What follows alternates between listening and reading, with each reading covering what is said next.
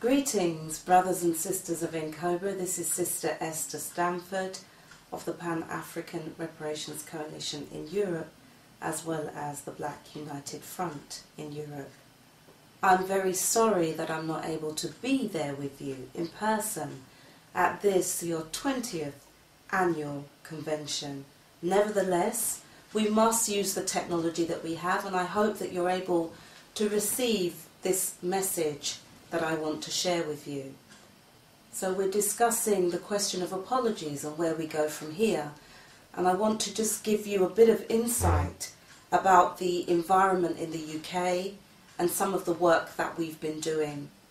You may be aware that Tony Blair, the Prime Minister, well, soon to be outgoing Prime Minister, gave a statement of regret last year in November. And this statement of regret really acknowledged deep sorrow and remorse and so forth. But it really, as we know, did not classify as an apology. Why? Tony Blair is a lawyer, and the British government hasn't really changed its view from the World Conference Against Racism in 2001.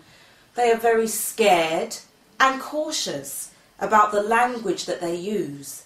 And for me, if you actually read Tony Blair's statement, you will notice the key thing that invalidates any of this statement of regret or remorse or whatever it is he purports it to be, is the notion that he says this was legal. Slavery was legal at the time.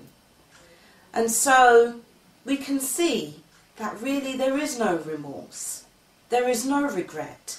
Because at the same time as trying to somehow acknowledge this crime and this sin unparalleled in history, there is an attempt to cover it up under the guise of legality.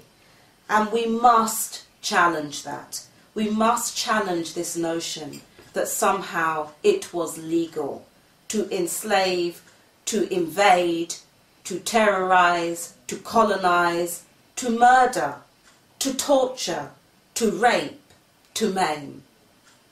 So what we have been doing since that statement of regret, we have been going into overdrive, mounting a real propaganda and public relations offensive, going even beyond our activist circles, going beyond the reparations movement, reparations activists, and building links with wider global justice campaigns that are relevant to our cause of Pan-African reparations for global justice. We've been effectively linking local initiatives with central government initiatives and national initiatives, looking at some of the policy frameworks that are coming out of the British government and finding ways in which we can put reparations on the agenda, put reparations on the agenda in education, in healthcare, in the criminal justice system, in the psychiatric industrial complex system, putting reparations on the agenda in relation to discussing issues of gun crime, discussing issues of substance misuse and other forms of self-harm, as it is called.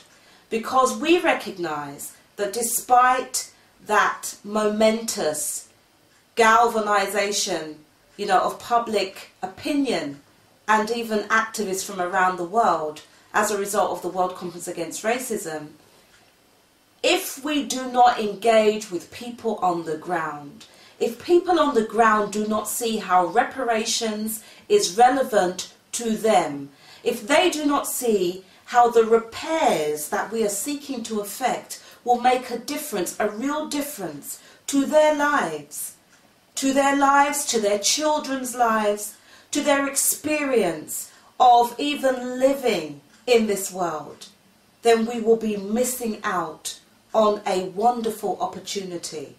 So we are really seeking to broaden our reparations advocacy right into the heart of the British public.